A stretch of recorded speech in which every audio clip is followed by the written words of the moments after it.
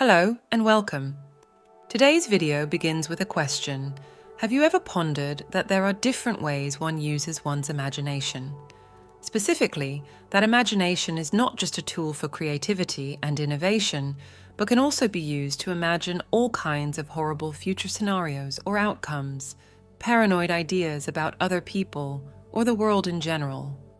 Spiritual awakening is to a large degree about drawing back focus from the events in the external reality, and instead shining the light on one's inner life.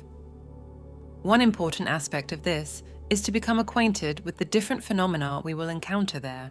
One such phenomenon is negative imagination. Once you've named a demon, you can banish it, so to speak. Negative imagination is a concept in the fourth way tradition that is closely tied to the workings of the mind and emotional states.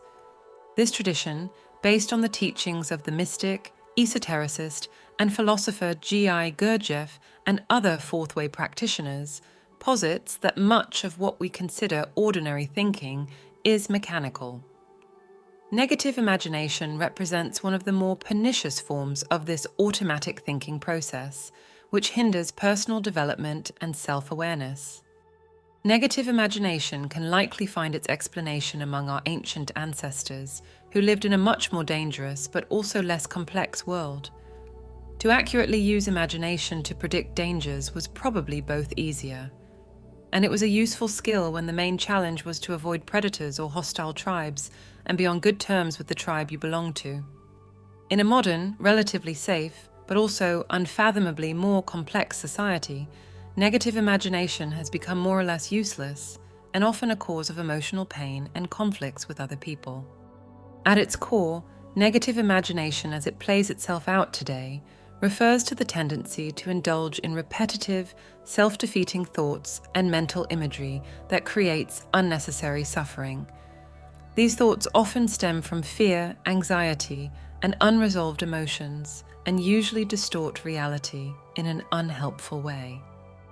In the fourth way, it is understood that such habits of negative thinking are a barrier to spiritual growth and the cultivation of true self-consciousness.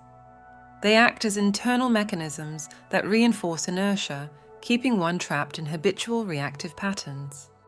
Negative imagination typically manifests as the mind constructing scenarios that are disconnected from actual events but generate strong emotional responses as if they were real.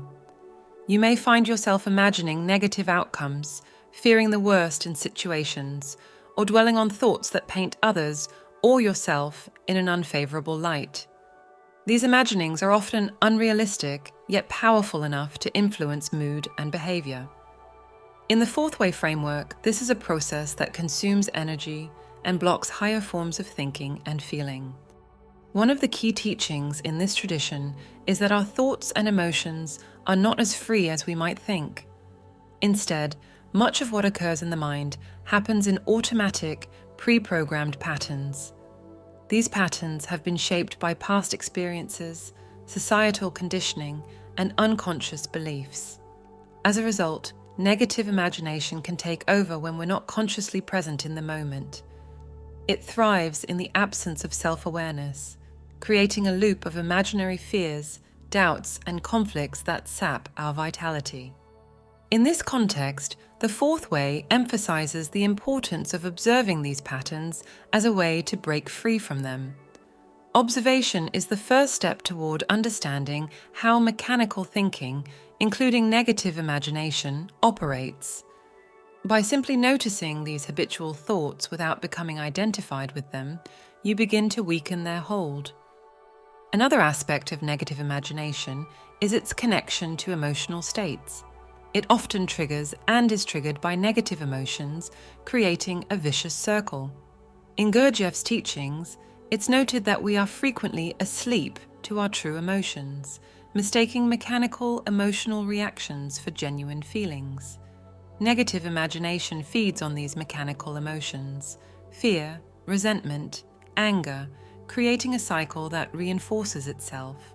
For example, you may feel slighted by a colleague and then imagine all sorts of malicious intentions on their part.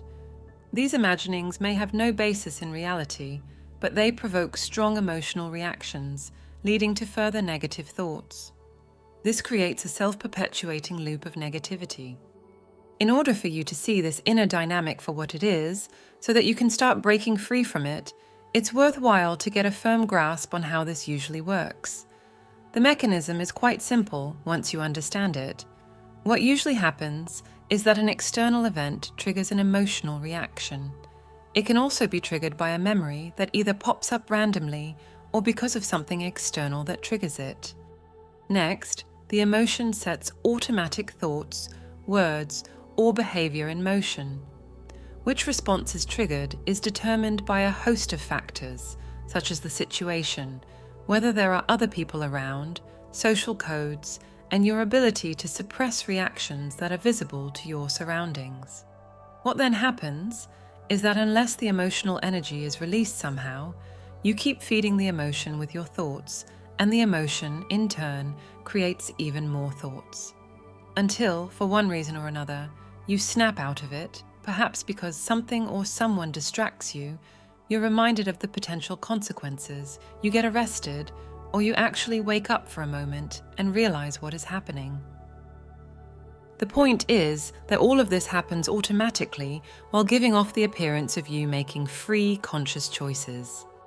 One of the tools provided by the fourth way to combat negative imagination is the practice of inner separation, which involves distinguishing between the observing self and the reactive self.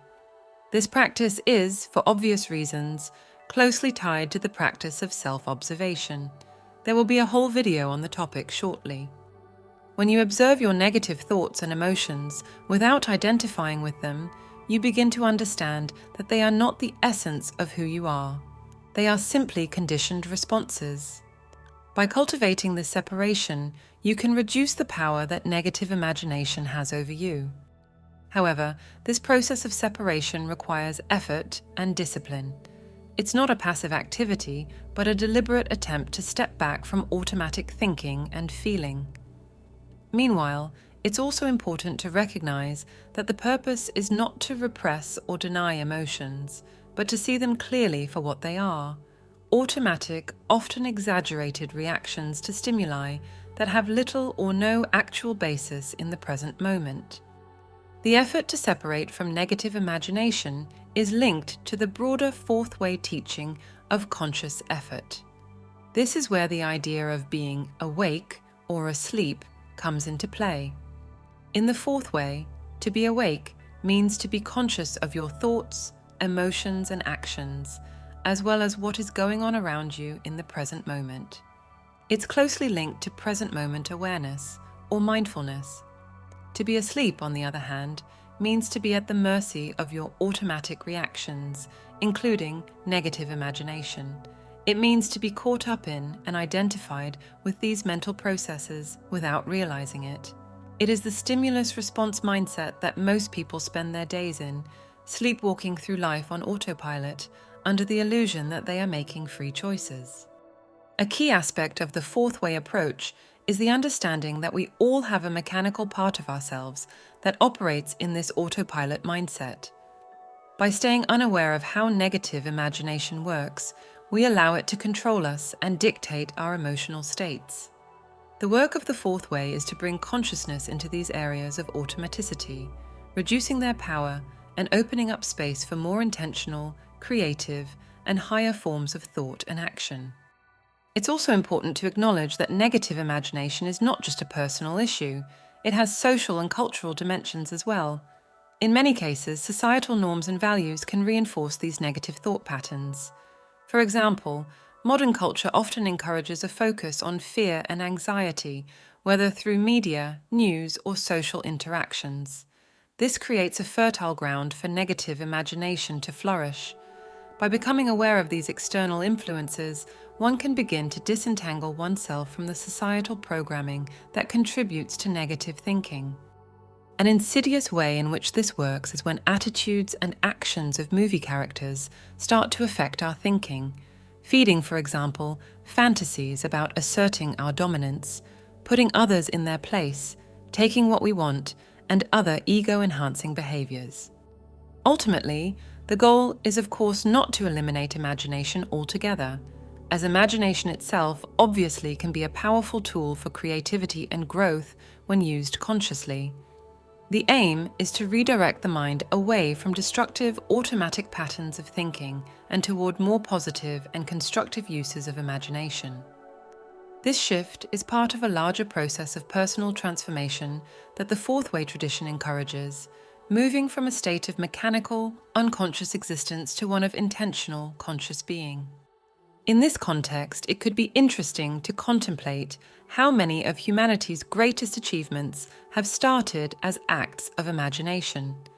Now, contrast this against the useless and often harmful ways of operating that our imagination often is swayed towards. We've already briefly touched upon the concept of self-observation, and here it is, the cornerstone practice. Self-observation is not judgmental.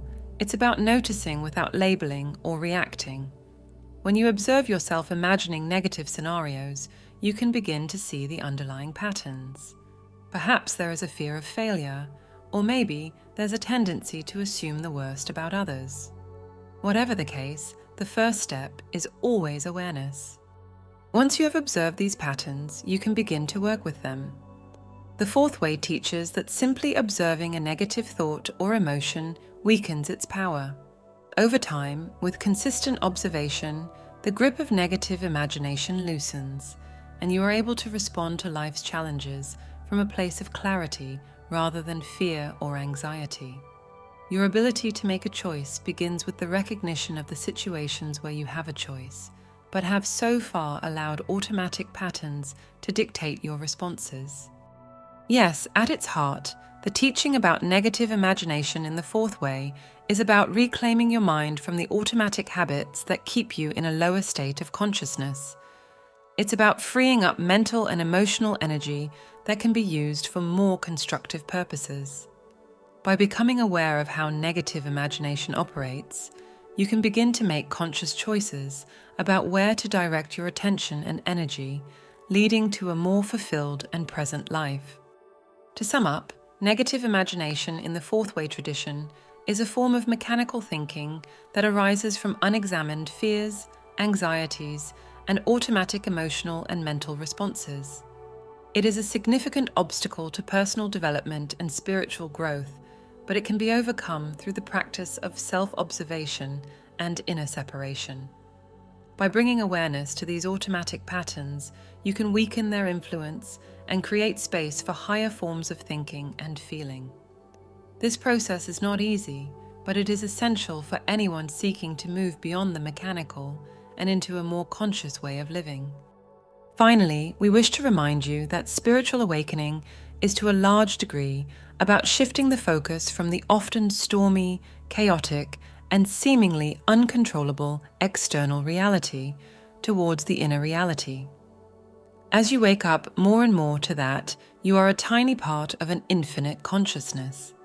This process will happen more and more automatically, so this is more about helping this process along. Most people go through their lives trying to make the external world, and often other people, bend to their will while paying little or no attention to what is going on the inside, where lies the real possibility of power and clarity.